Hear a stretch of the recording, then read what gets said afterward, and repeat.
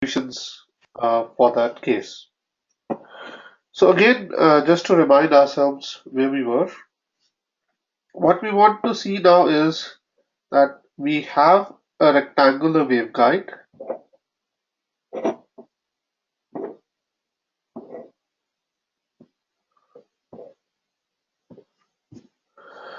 with your dimensions A and B in X and Y direction. But instead of having this waveguide long and allowing propagation of modes in the Z direction, what we have now done is added two mirrors or two conductors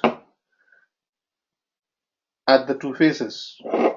So this is also a conductor.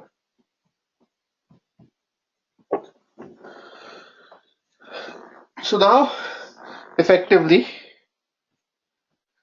these waveguides are now basically confinement in three dimensions,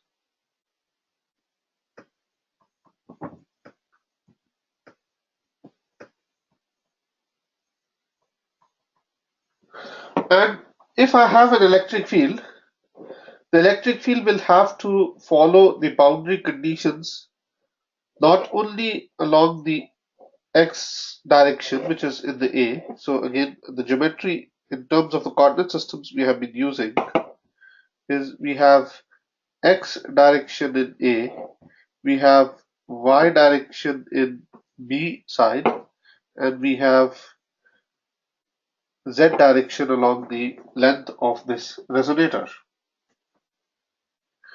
So we want to understand what kind of modes are present within this waveguide, what frequencies these modes are excited at, where this can be excited at, and what is the quality factor of those modes. And we had said again yesterday, without doing any maths, that I expect the cutoff frequency Fc to be given by 1 by 2 pi square root of mu epsilon square root of n pi by a square plus n pi by b square. These are the two terms we are getting because of the confinement in the x and the y direction. But now also because we have confinement in the z direction, I should get p pi by c square, where m, n, and p are integers.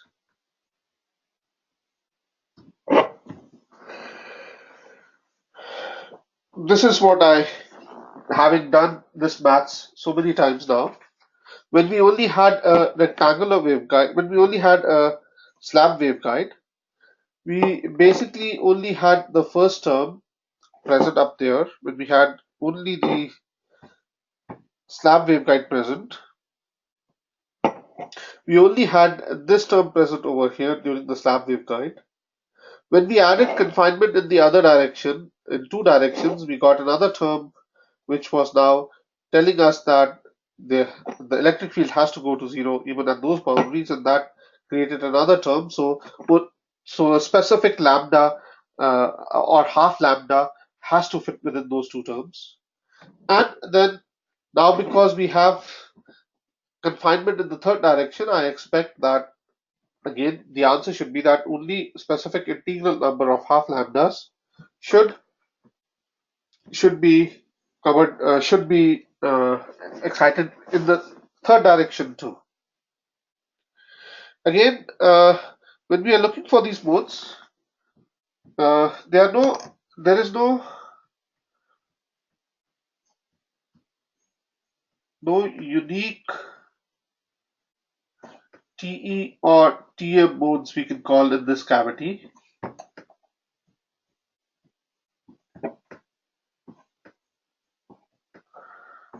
because Really, because basically there is no propagation happening in any specific direction.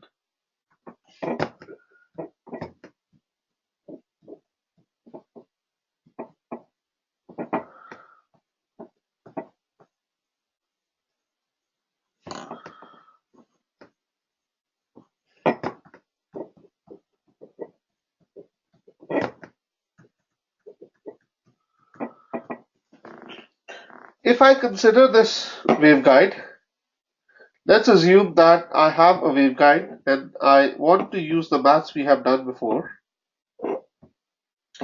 If I consider this waveguide to be a waveguide propagating in z direction, then what I would have here is a reflection right at the interface where the first conductor is, and I would also have a reflection right at the interface in the back where the second conductor is. And this is basically a conductor, and so far we have been looking at the conductors to be ideal. So we know sigma on the conductivity is infinity for this conductor. So this conductors, if I was going back into the transmission lines, as transmission line analogy, they are acting like short circuits.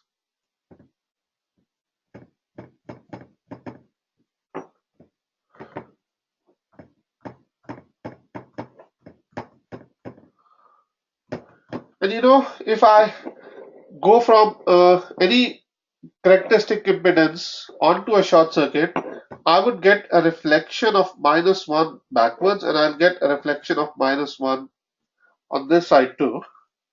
And because of these reflections, I would create a standing wave, the same way you have seen in transmission lines. You would create a standing wave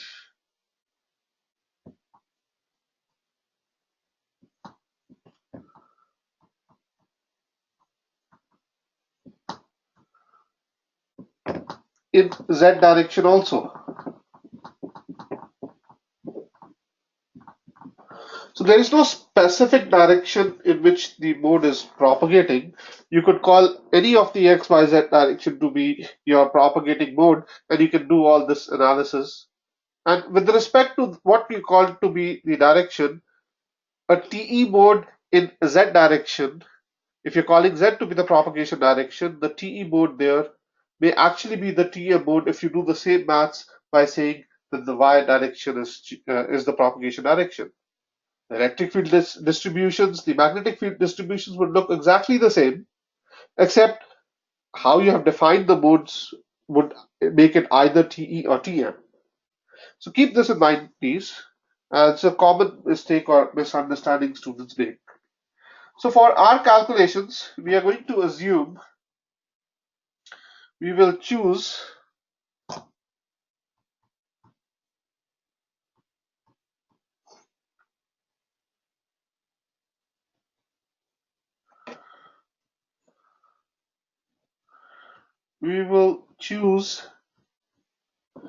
Z to be direction of propagation.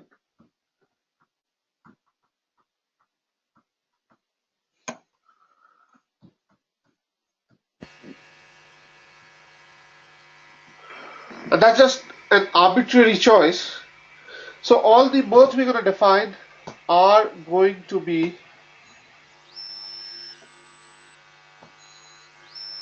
all the modes we are going to define are going to be with respect to this choice. This choice is not as clear cut as in a waveguide. In a waveguide, we know the direction of propagation. The direction of propagation is where the waveguide dimensions are not changing. That is the direction of propagation. We had said it to be z direction, but there is only one direction of propagation in a waveguide.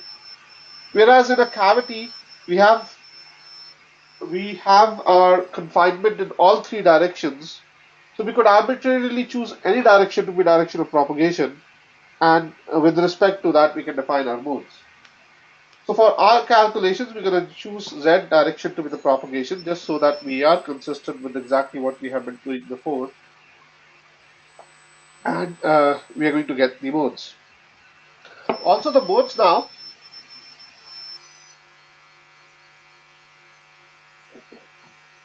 are going to be defined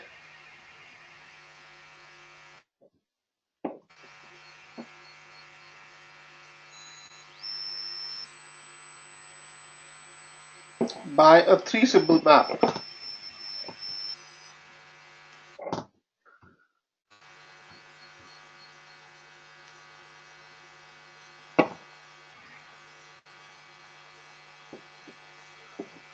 The modes are going to be defined by three-symbol subscript, and each of that subscript value is going to tell you how many wavelengths are fitting or how many half wavelengths are fitting in that specific direction with respect to that index.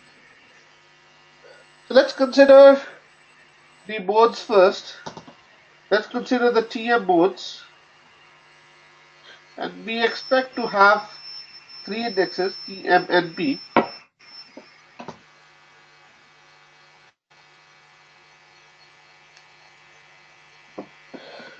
And for TM modes, what we know is, as we have defined it, we are calling Z to be the direction of propagation. So for it to be a TM mode in our definition of the direction of propagation, Ez has to exist,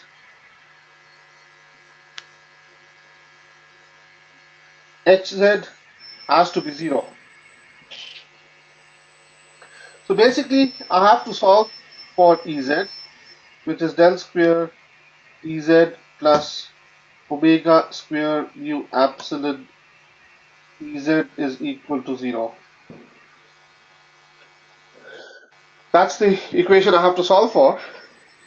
But since again we have done lots of analysis to understand what happens to various boundary conditions, let's first physically think of what the shape should look like. What would the value of Ez be? Let us physically, without doing any math, physically uh, get the value of Ez. And once we have done that, we can later on get the value with maths too. So I have a component, I have this resonator,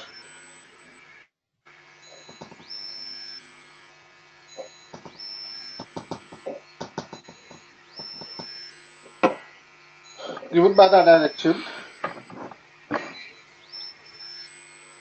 and what we have is a field. Again, our axis is defined as x, y, and if I keep this in mind, the z should be coming outwards. And I have a field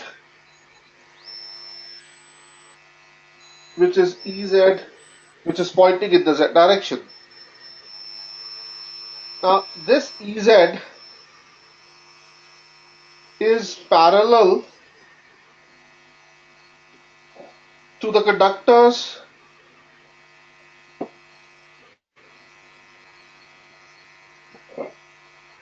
in xz plane and conductors in yz plane. So the yz plane would be these conductors. So that would be yz plane, and the conductor in the back. And the value of Ez, the direction of Ez is parallel to these two conductors. And similarly, it is parallel to the top and the bottom conductor. which is in the YZ plane. It is parallel to this top conductor and this bottom conductor. On the other hand, EZ is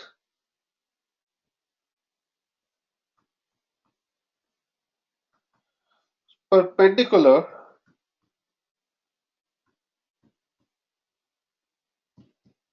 to the conductors in the YX plane.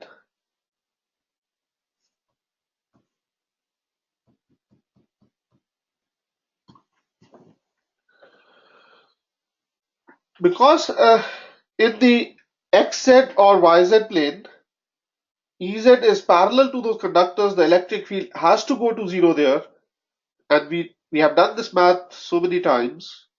We know that in those two directions, in X direction and in Y direction, I should see a sinusoid form.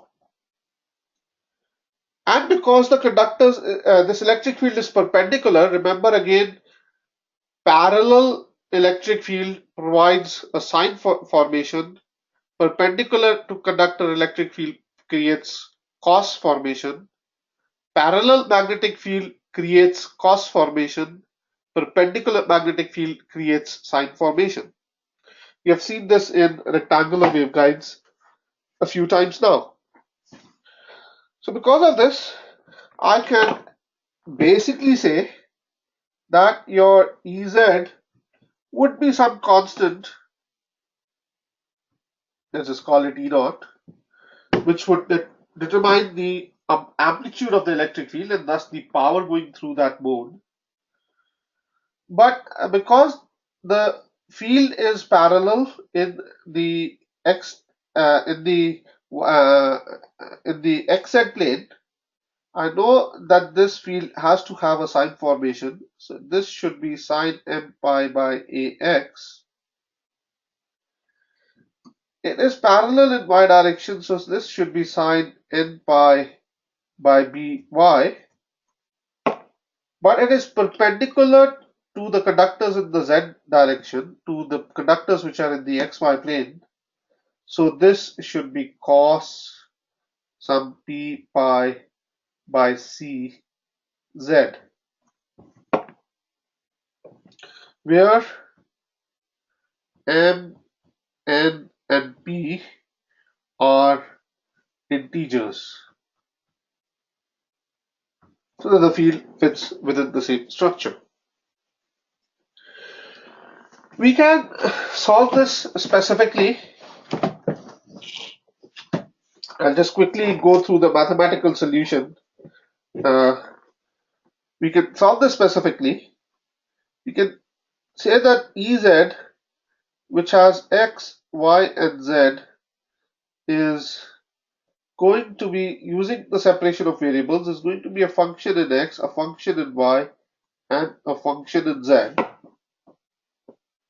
My equation, the Helmholtz wave equation, is del square E z plus omega square mu epsilon E z is equal to 0.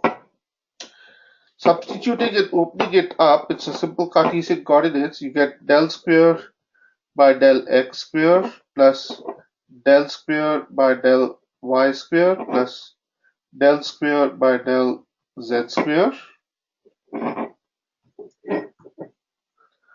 And substituting x, y, and z plus omega square mu epsilon x, y, and z is equal to 0.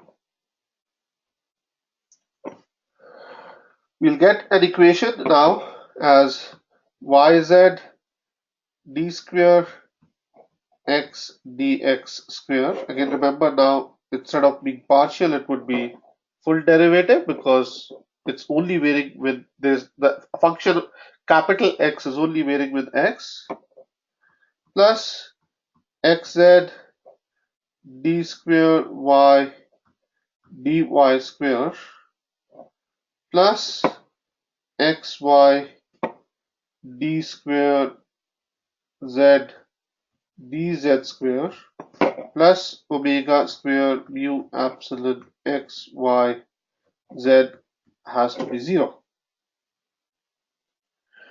Dividing this whole thing by x, y, and z, this whole equation by x, y, and z, we'll end up getting an equation which is 1 by x d square x by dx square plus 1 by y d square y by dy square plus 1 by z d square z by dz square plus some constant omega square mu epsilon is equal to 0. Again, these terms are just constants mathematically. The frequency of the wave is fixed. Mu and epsilon is the material which is present within the within this resonator. So these are just some constants. This is a function of x only. This is a function of y only. This is a function of z. And this Helmholtz wave equation has to be true for all values of x, y, and z.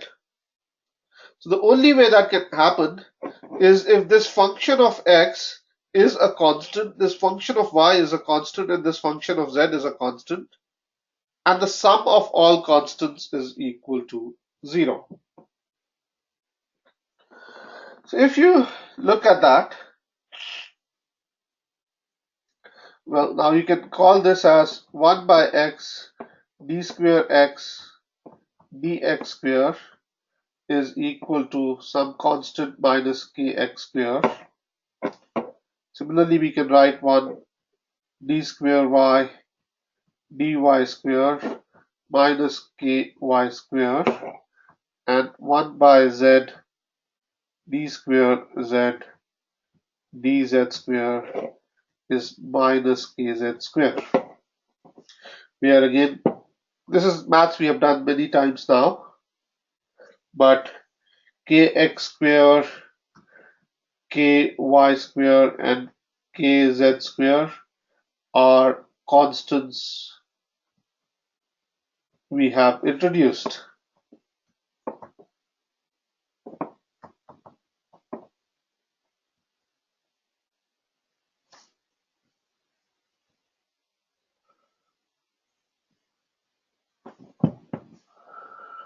So to understand these, again, we have again looked at these equations a few times now. And all these are simple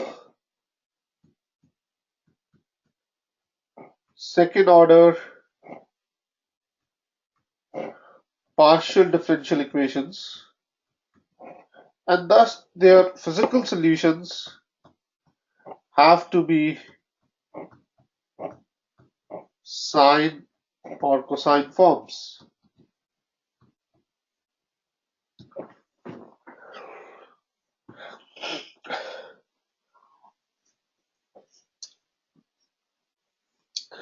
So one thing we notice here is that you get the relationship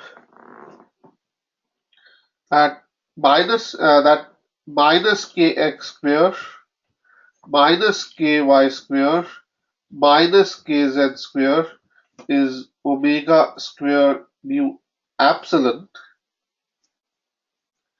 or plus omega square mu epsilon is equal to 0. Just substitute these values back into the equation, back into our eigenequation, and we get a relationship that kx square plus ky square plus kz square is omega square mu epsilon.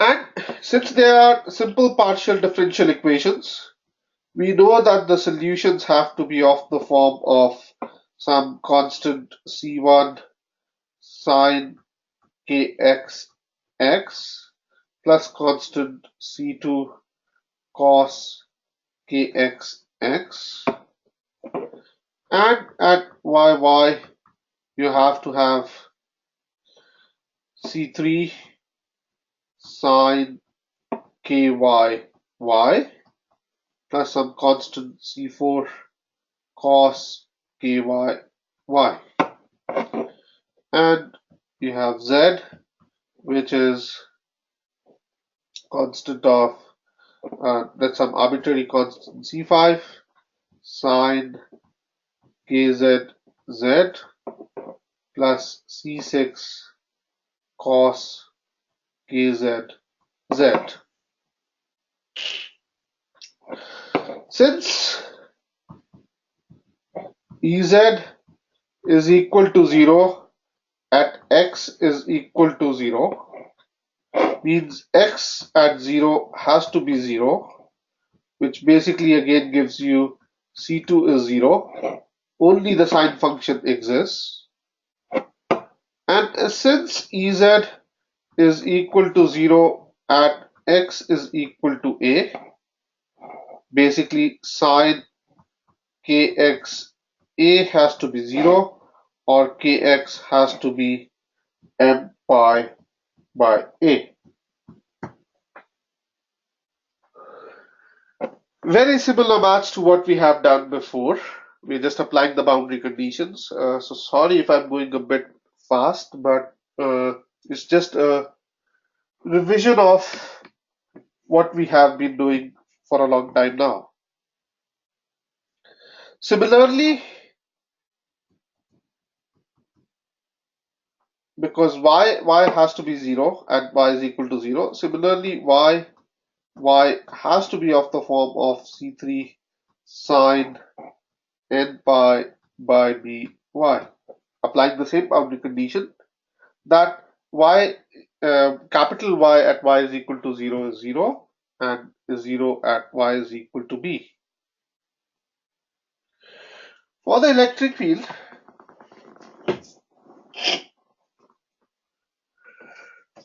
what we now have is for the last electric field for Z. Now we cannot say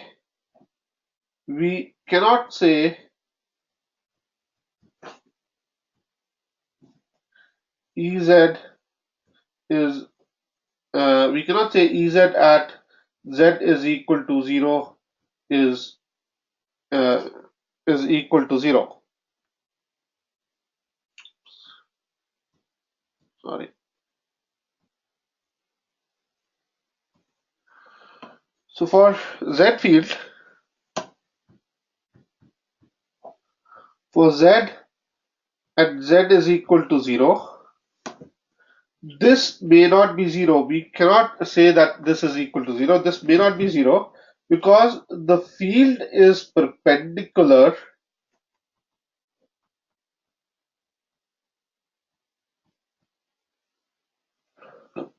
to the field is perpendicular to the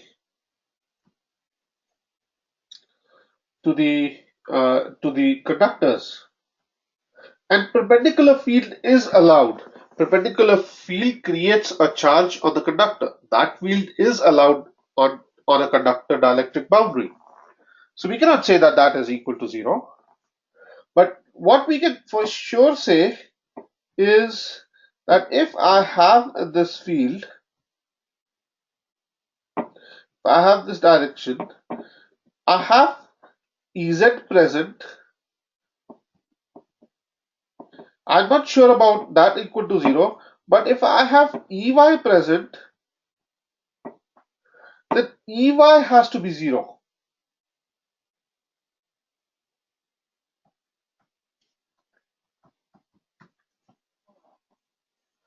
The value of Ey at that place has to be 0. And because Ey is related to the direct derivative of Ez with Z, that means the derivative of Ez, del Ez by del Z, has to be 0 at Z is equal to 0 and Z is equal to C. EY is, again, go back and look at the relationships we had derived before. EY is related to the derivative of Ez, and hence that has to be, the derivative of Ez has to be 0. So that basically tells you that the ZZ function, because the derivative has to be 0, ZZ function has to be of the form of some constant. C6 is the C5 is a or C6 is a constant, I believe we have said before.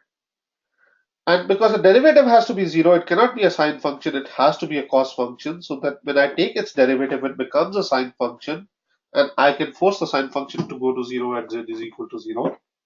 So this would be some sine cos kz z, and by applying the derivative, this should become cos of p pi by c z.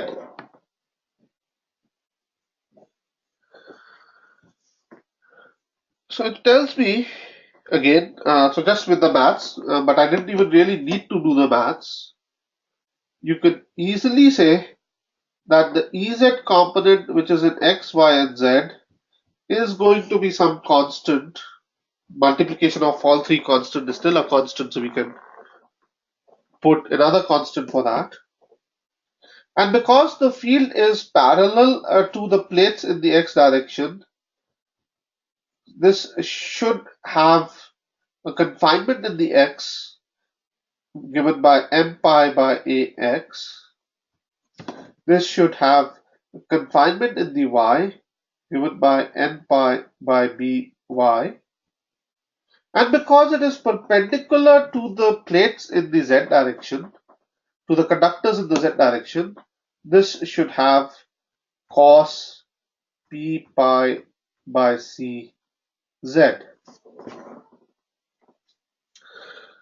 Once you know these fields, once you've understood these boundary conditions, it becomes almost trivial to be able to write these fields. And we know that kx square plus ky square plus kz square is omega square mu epsilon. And k's, y's, kx, ky, and kz can only take some very discrete values. So I have the condition that m pi by a square plus n pi by b square plus p pi by c square is going to be omega square mu epsilon, which is basically shouting in your face and telling you omega can only certain discrete omegas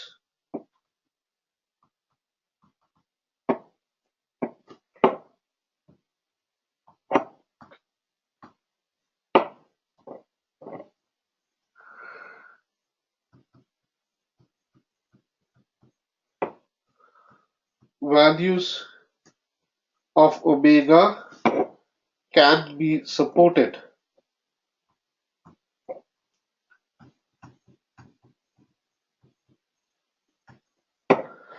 And only omegas, that's the only thing which is left, only frequencies where this value is this value for a specific m, n, and p is concerned, only if this relationship is achieved would that omega be supported, and thus you should only and only that would be supported, right? Nothing else would be supported around it. If this condition is not met for some discrete values of m, n, and p, if some value is not met, then there would not be a mode which would be present inside this cavity, and thus there cannot be any electromagnetic energy present inside that cavity for that frequency. So very, very certain discrete values of omega are present, and these discrete values are called the resonance frequencies.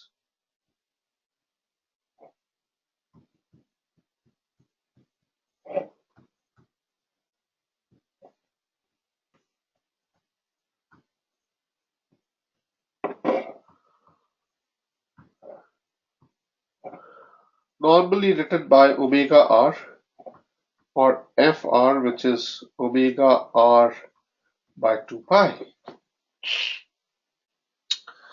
So think of this to be a drum.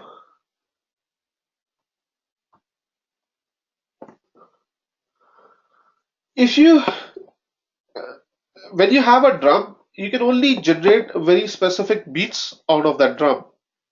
You can't just generate any frequency out of the drum. That's what the tuning of the drum is. And if you hit the drum in the center or if you hit the drum on the side, you get a different frequency note. Right? That's how you generate music out of a drum. Whether you hit it on the side or whether you hit it on the center or off center, you excite a different acoustic mode within the drum and you create a different frequency. So similarly is this case here, that for given dimensions and depending on how you excite that frequency, you would only get the frequency, the energy would only be stored in a frequency which meets this specific relationship. So the cutoff frequency or the resonance frequency, not the cutoff frequency here, but the resonance frequency, this is the same resonance you see in an acoustic wave in a drum.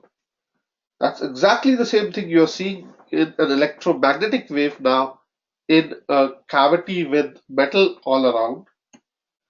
So the resonance frequency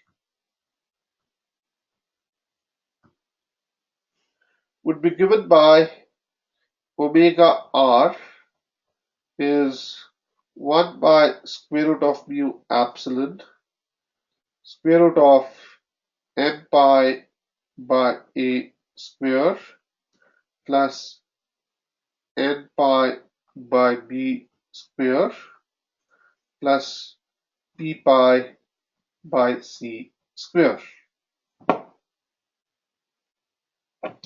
which basically is where m, n, and p belong to the subset integers. All these m, n, and p values have to be integers. The question then arises, what subscripts can these take and what is the lowest order mode which can be present within this resonator? Can something like TM100 exist?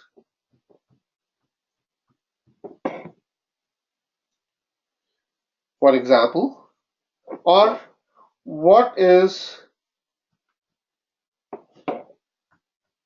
the lowest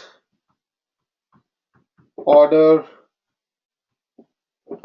mode present in these resonators?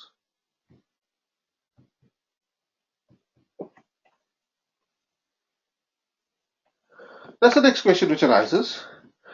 To understand the question, let's look at the other components of the field which may be present. So let's calculate, I'll just give you the values, you can do the derivatives yourselves. This is again using the relationships we had defined before, that once you have calculated Ez, you can calculate Ex, Ey, Hx and Hy by looking at the derivatives. So it's a basic simple derivatives. So the modes which we have, or the electric field components which we have for the same mode, we obviously have Ez, which is some constant E naught sine m pi by ax sine n pi by by cos p pi by c z. The component Ex would depend upon Ez, the derivative of Ez with respect to its own field component with respect to its own direction. So it will depend upon derivative of Ez with Ex. So that value would now be cos m pi by Ax sine n pi by by, and this derivative, so Ex would depend upon del Ez by del x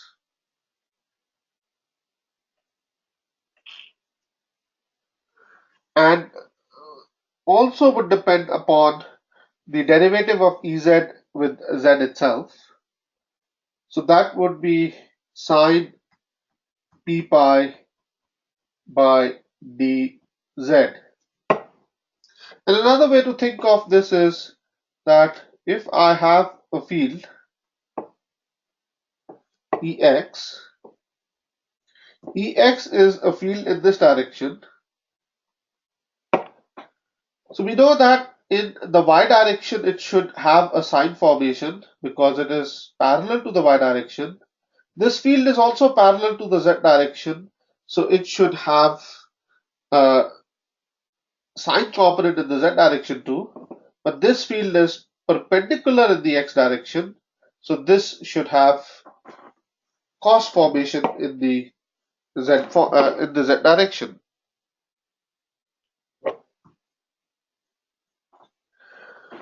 So looking at it that way, we can write very quickly what the other terms are going to be without even having to do the full maths.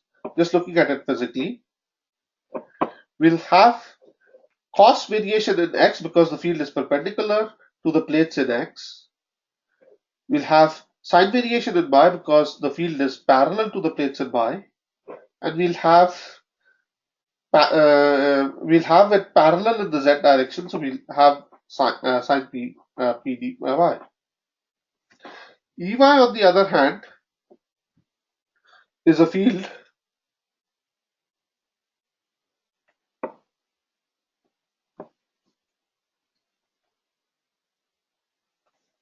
in this direction. So I know it has to be having the form sine m pi by ax. It's parallel to the plates in the x direction, whether it's here or here, it's parallel to those plates. It's perpendicular to the plates in the y direction, so this should be cos n pi by by, and this is parallel again to the direction of the z, so this should be again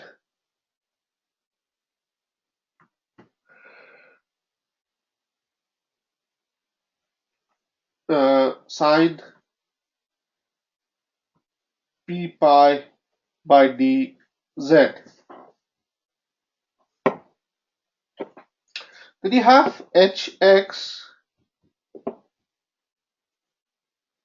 which is now again you can easily write hx with respect, once you know ex, you can easily write hx because hx is going to be exactly opposite of ex, where e is cos, h would be sine, where e is sine, h would be cos.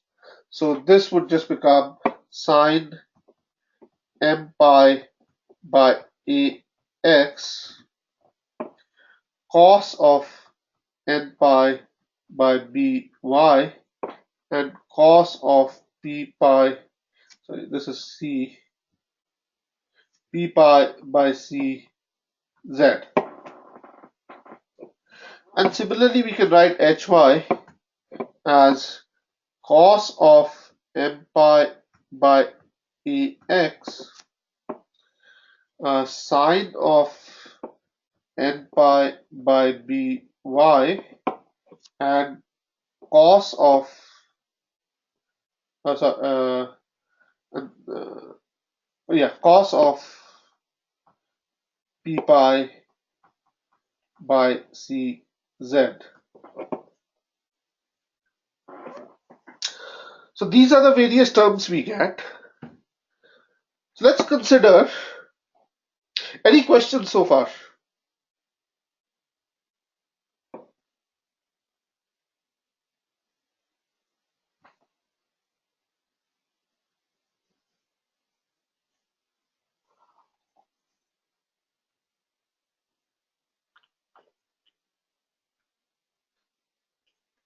Do you have any questions?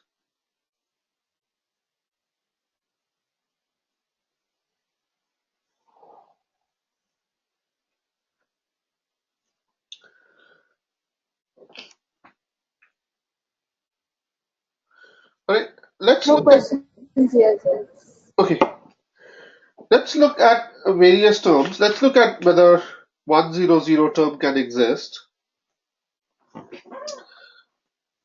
and what would happen then. Let's look at the term 100. So m is equal to 1, n is equal to 0, and p is equal to 0. So if m is equal to 1, n is equal to 0, this term will go away. This term will go to 0. So Ez would be 0. If again n is equal to 0, this term is going away. So this is equal to 0. In this case, this term is going to go away. So this is going to be 0. And when we go down to H, so obviously there is no electric field present. If there is no electric field present, there should not be any magnetic field. But you can easily convince yourselves of that. Hx seems to be present, but Hx on its own is not doing anything. That's not a wave, or there's no region present, and Hy is equal to 0 too.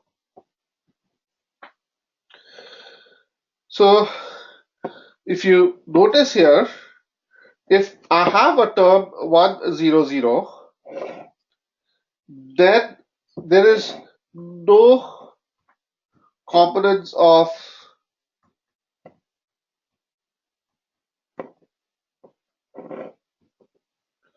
E field present.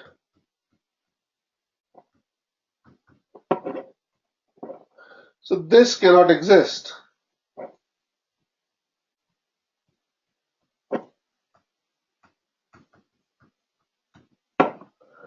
This specific solution cannot exist.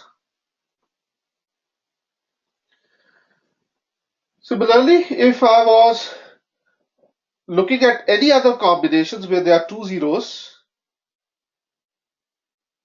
where either of m or n or m or p are present, these terms would go away. If there are two zeros, again remember there are two places where we get sine terms. We get a sine term here, you get a sine term here, you get a sine term here and a sine term here. So if I have two zeros, at least one of those sine terms in each of the electric field components is going to vanish, and thus there cannot be any field which is present. So no combinations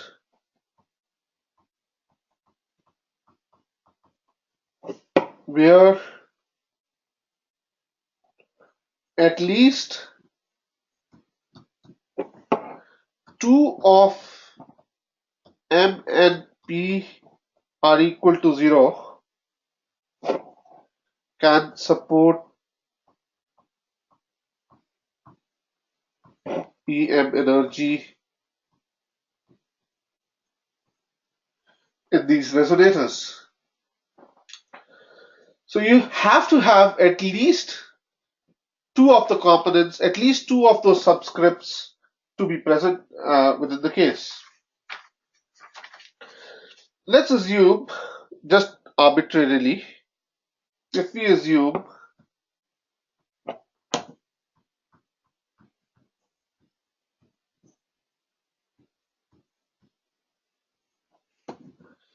A is greater than B, and just for the sake, C is greater than A and is greater than B.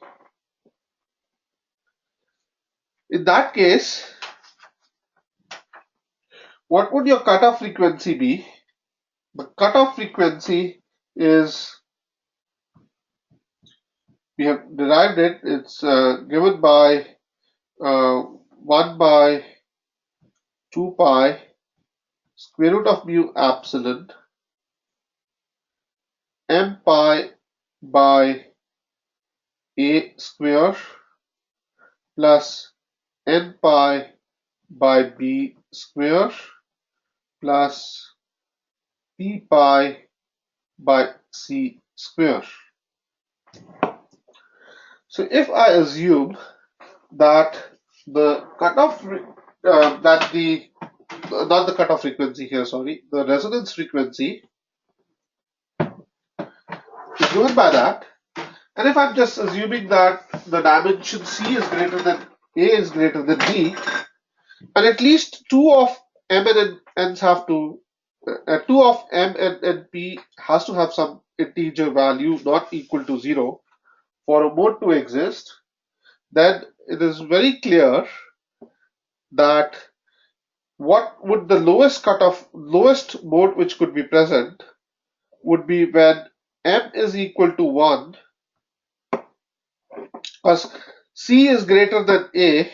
1 by C is going to be smaller than 1 by A, which is going to be smaller than 1 by B. So it's telling you that this term over here is the largest term, and this term over here is the smallest term.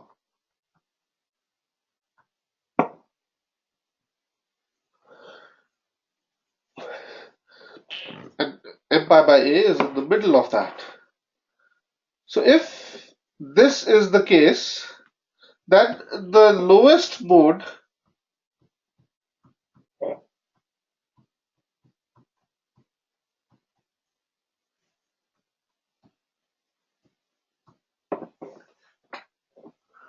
is going to be given when m is equal to 1, n is equal to 0, and p is equal to 1.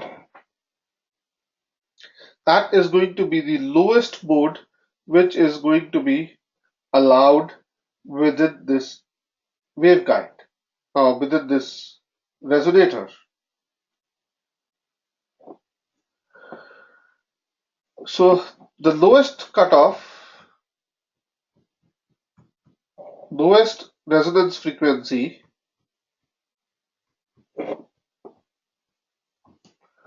is going to be for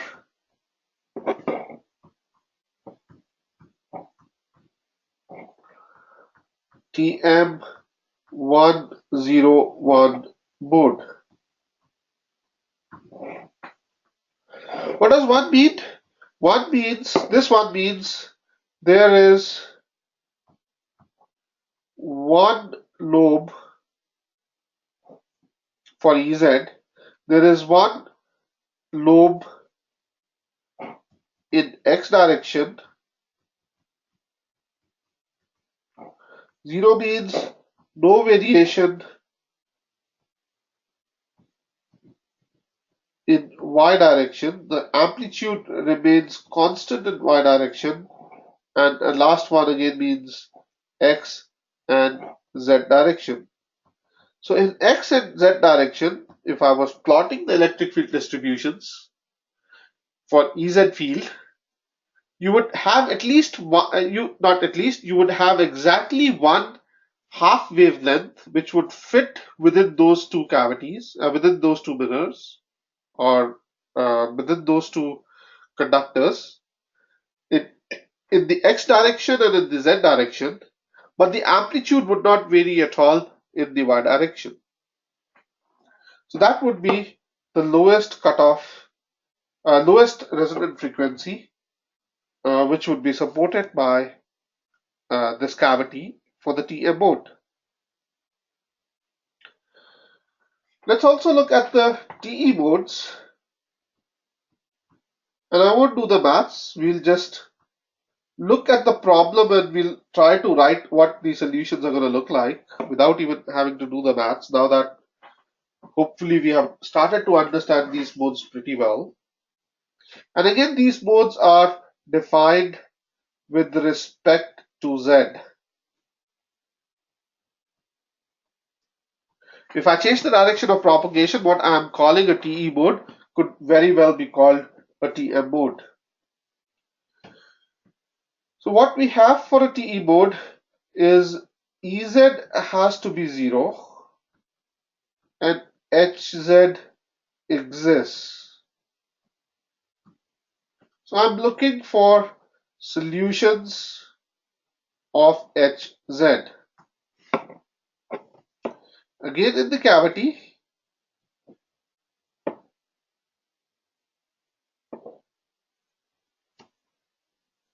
I have a field Hz present, and this field Hz, so let's look at how this field is going to look like. It's going to have some constant, obviously. Let's call it H naught. In the x direction, on this plate, so on the plate here and the plate here, Hz is parallel to those two conductors. And again, remember, H does opposite of electric field. Electric field parallel has sine formation. H parallel has cos formation.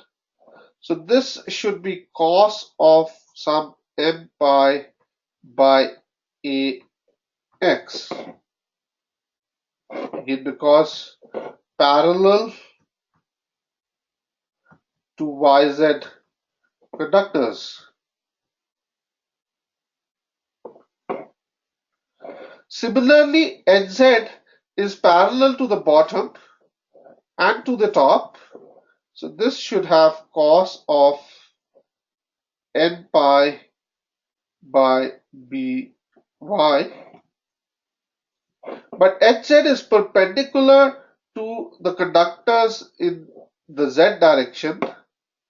So this should be sine of p pi by b z or cz.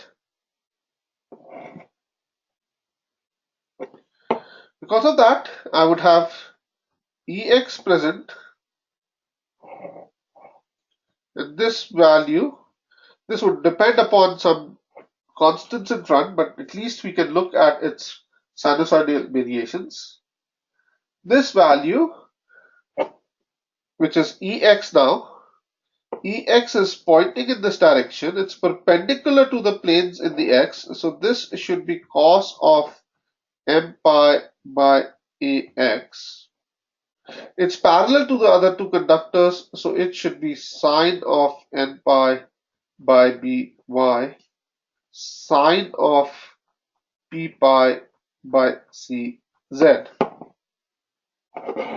Ey is going to be proportional to, Ey is pointing upwards,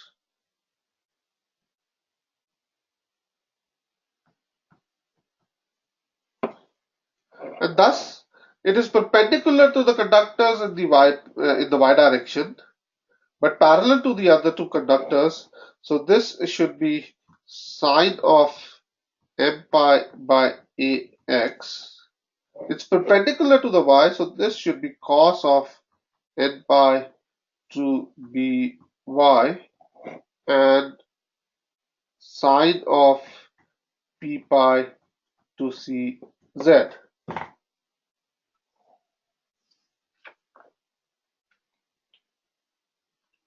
H X would be opposite of this, so this should be sine of m pi by ax cos of n pi by by, and then cos of p pi by cz.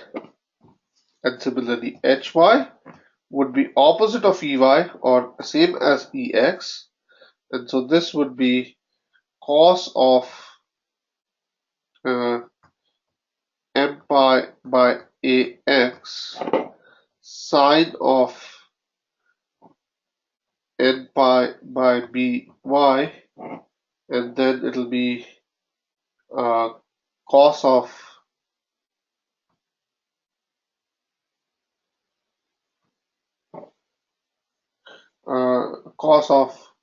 p pi by cz.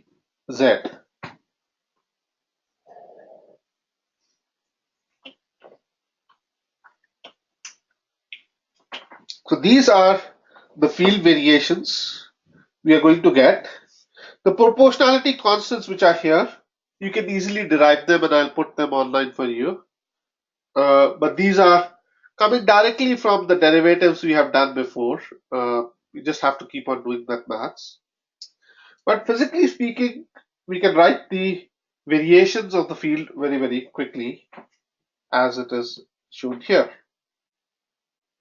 And again, you can convince yourselves that that only one zero can be present at a time. If there are two zeros present, let's say if m is 1, n is 0, p is 0, then this field will go to 0 over here, and ex sine p is 0, so this will go to 0, so that cannot happen at the same time. And because of that, only again two zeros cannot exist.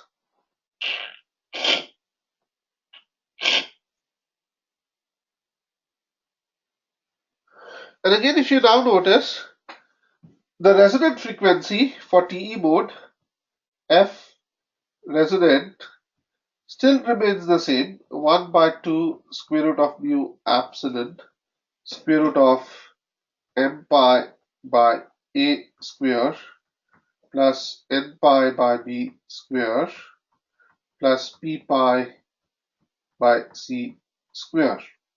That doesn't change. Those values remain exactly the same.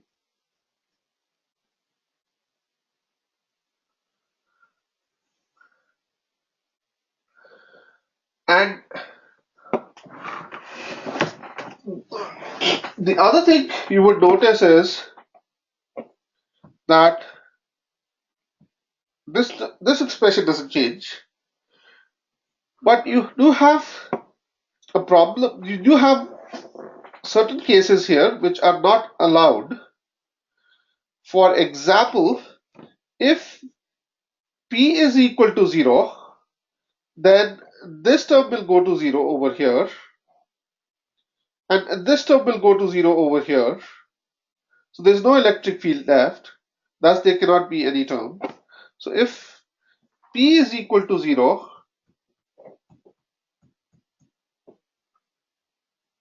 no TE mode exists,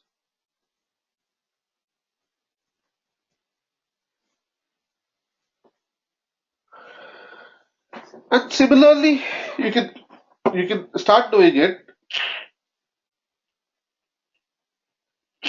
if so p cannot be 0 in this case, p can never be 0 in this case, and but m can be 0 and n can be 0. If m is equal to 0, then let me just clear this up a bit.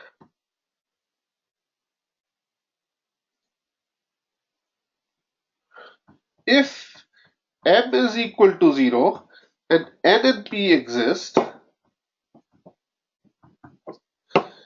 then what you have is ey term goes to 0, but ex term does exist, and with respect to that, your hy term exists and this goes to 0. So that is allowed. M is equal to 0, n and p is allowed.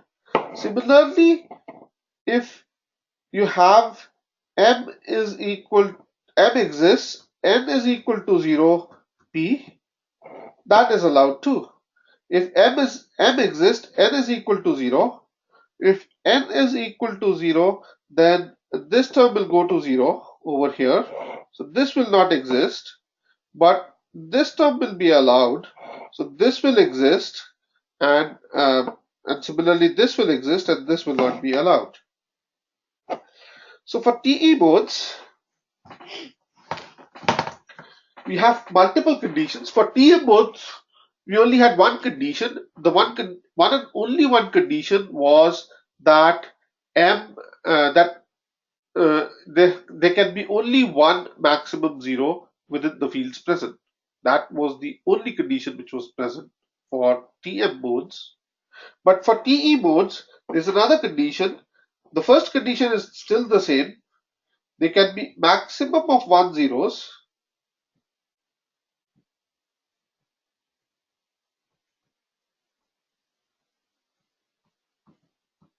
in M and P values, but P cannot be 0. P cannot be 0.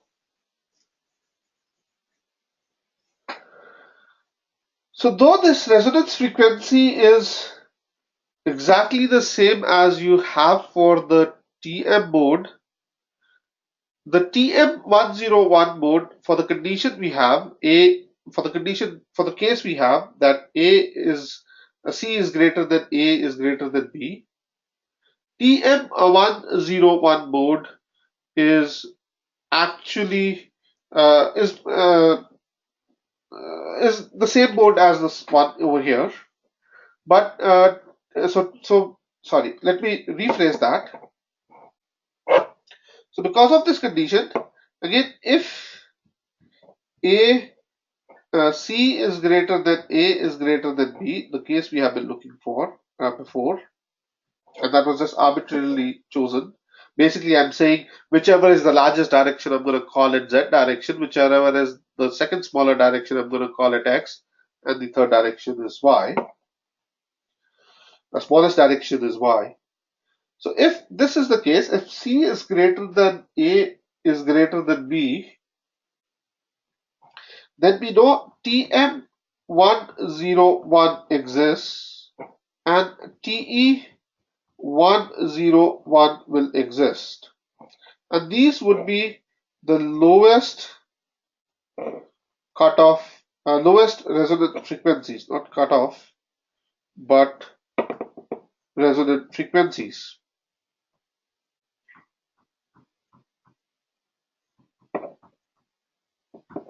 And not only that, these would be degenerate modes.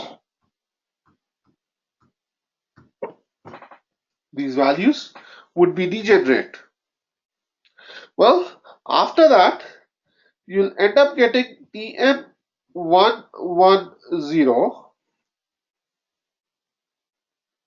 or actually you'll end up getting TM011 mode. And this mode will also exist. TE011 will also exist.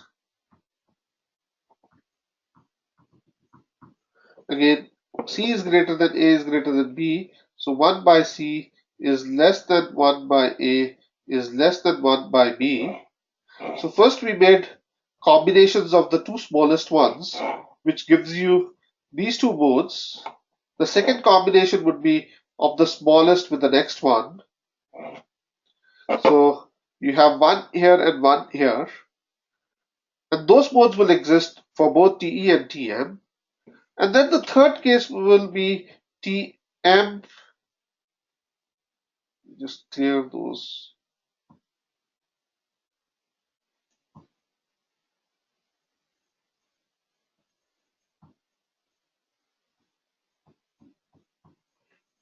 Then the next case would be making combinations of these two. You'll have 1, 1, 0, but Te 1, 1, 0 does not exist.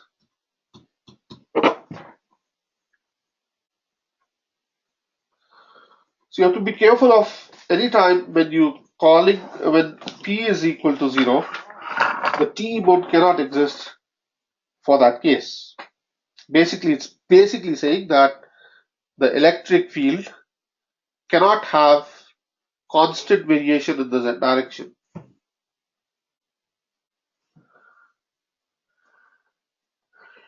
For other values, for values of M, N, and P,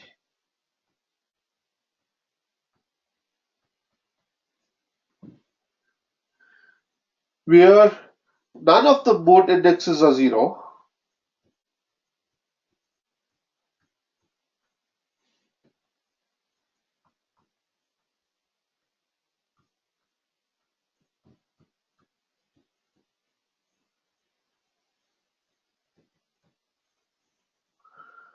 both Te and Tm modes are going to be degenerate.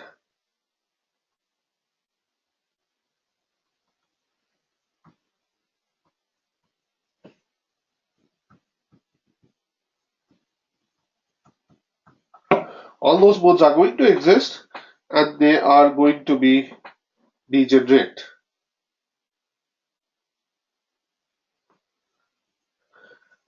Right, any questions?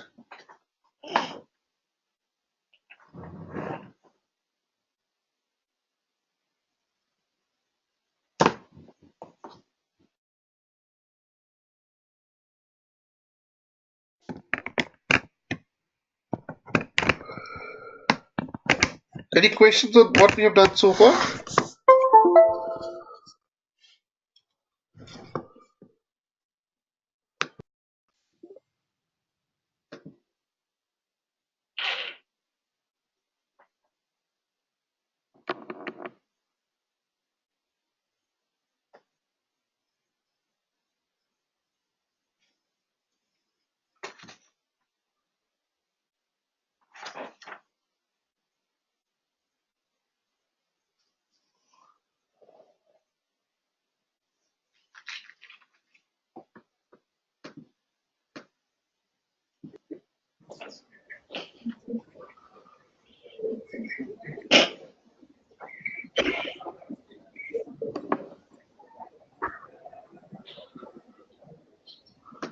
Not, let's consider one specific mode. Let's just consider TE101.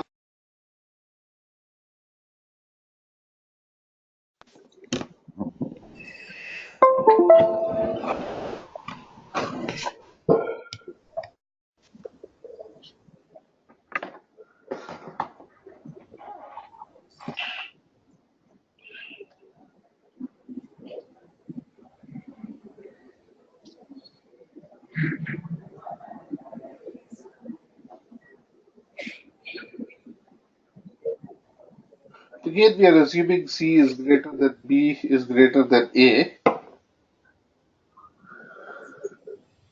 And basically, what it's saying is anytime you are going to get, because this is 0, anytime you have a sine term in there, that sine term in y direction is going to go to 0. So I'm going to get Nz for sure. Nz is going to be h naught cos of pi a by ax,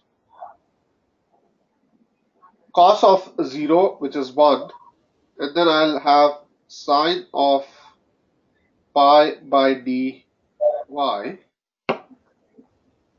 That's the Hz component which is going to be present. Then I'm going to have an Ey component which is going to be minus j by omega mu a by pi h naught. So just take the derivatives the same way we have done before. Just use those equations to take the derivatives. You're going to get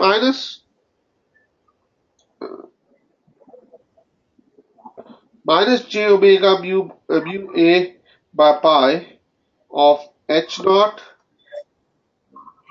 sine pi by ax sine pi by c z. Made a mistake. This should have been z.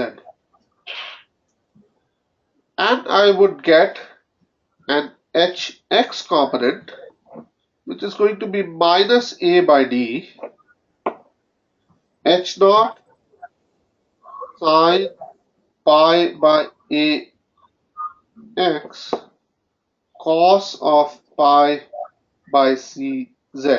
Sorry, a by c.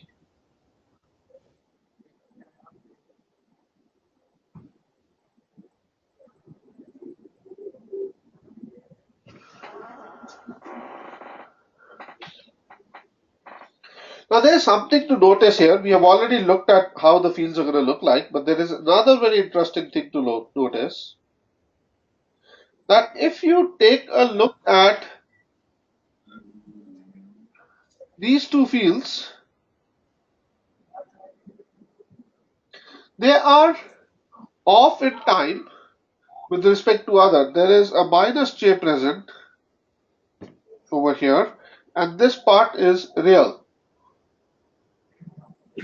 So the field, the longitudinal component, so hx, the longitudinal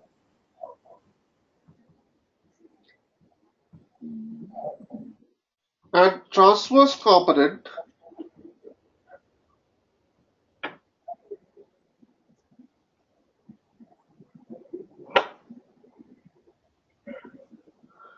longitudinal and transverse component of h, which is basically hz and hx, are in time phase with each other,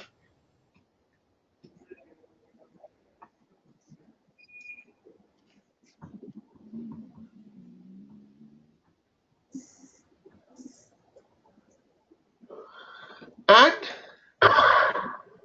hx is in time quadrature.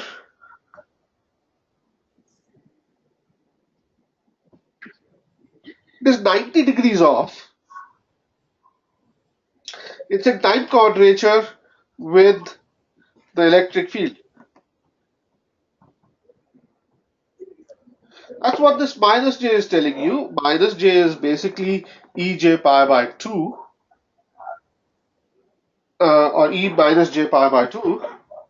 So they are in time quadrature with respect to other. This is something which should trigger your memory and remind you of L and C circuits.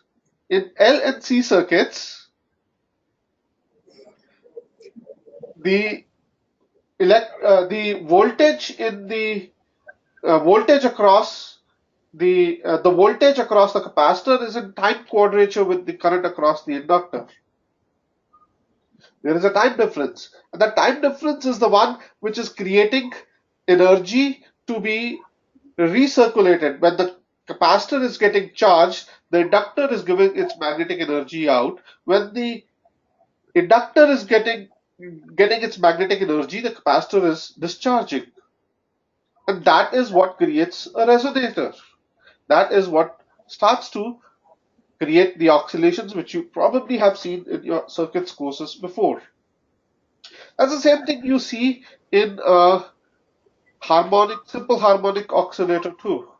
You have potential energy stored in one system being converted to potential energy stored in another system, and you just keep on oscillating back and forth between those energies. If we take a look at time average pointing vector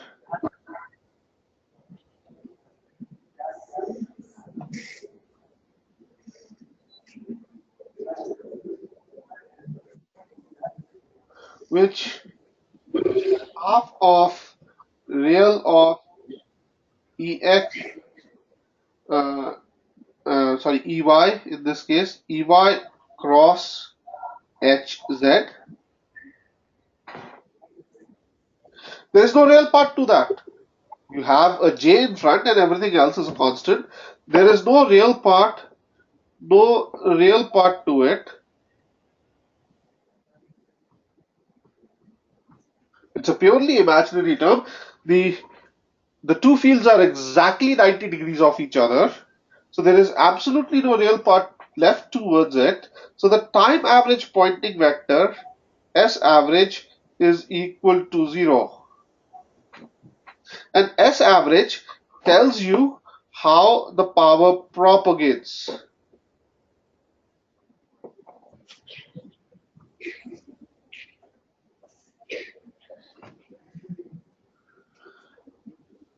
So basically it's saying that time average power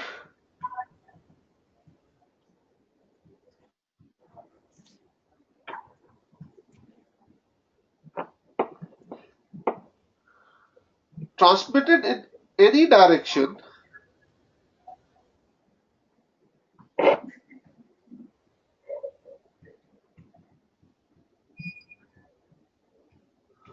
is 0 in this cavity.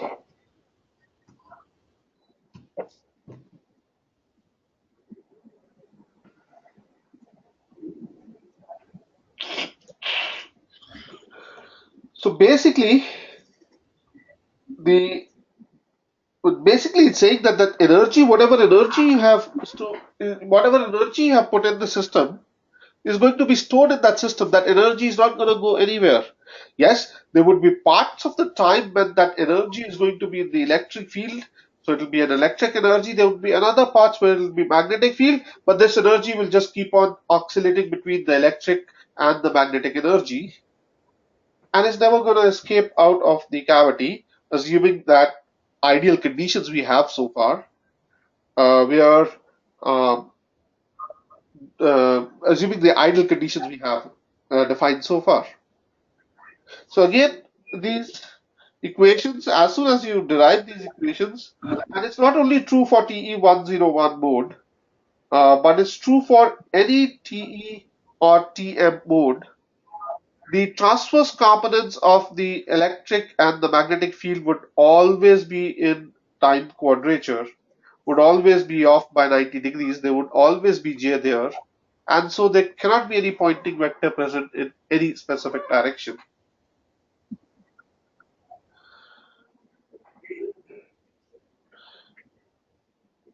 And thus, basically, this is telling you that those whatever is happening, this is basically telling you, it's shouting in your face and telling you that this cavity stores energy, doesn't propagate it. Waveguide will take that energy and will send it somewhere else. And if nothing is present to it, it will start radiating that energy out. Whereas once I have mirrors on the two sides, I start storing energy within inside. To excite capacitor, to excite these resonators,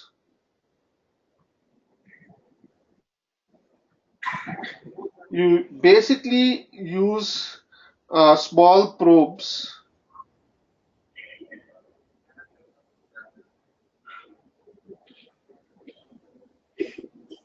or loop antennas. You're probably going to study antennas in a specific course later on, but a loop antenna is basically just a small loop. So basically, what you go is to excite these cavities.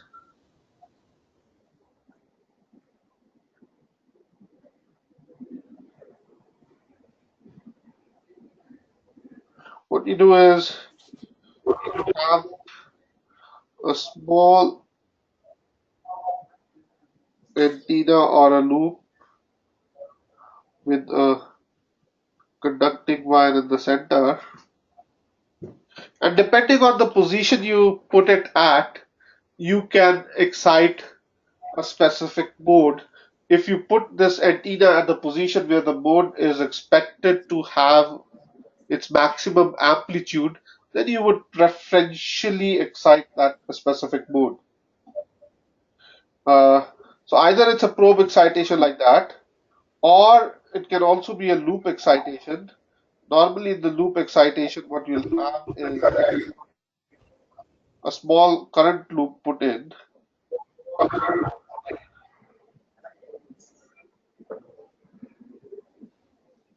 turns around. We have talked about these before also. It's very, very similar to that. So this would be your probe excitation,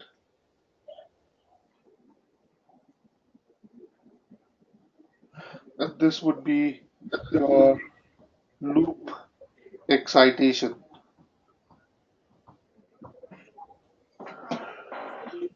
All right, I think I'll stop here. Tomorrow we'll look at some more. Quickly, we'll look at some of the physical aspects of these cavities, some practical aspects. Talk about the cylindrical cavities. Instead of having a rectangular cavity, what happens if I make a cylindrical cavity? That's what we will tomorrow. Any question?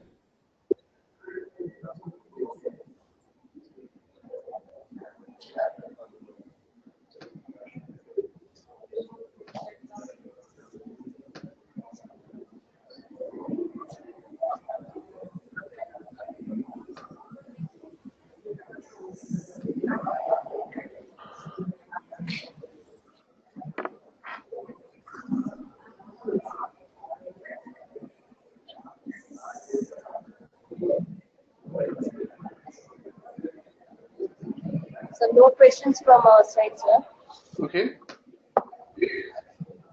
From the other class?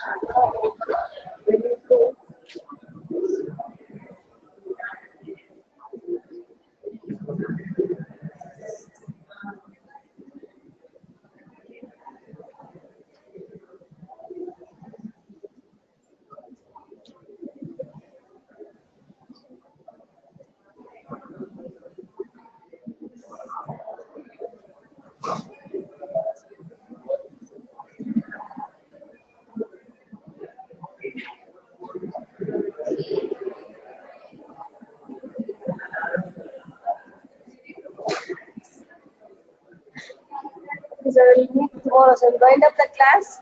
All right, then we'll meet tomorrow. Yes, sir. All right. Thank you. Bye.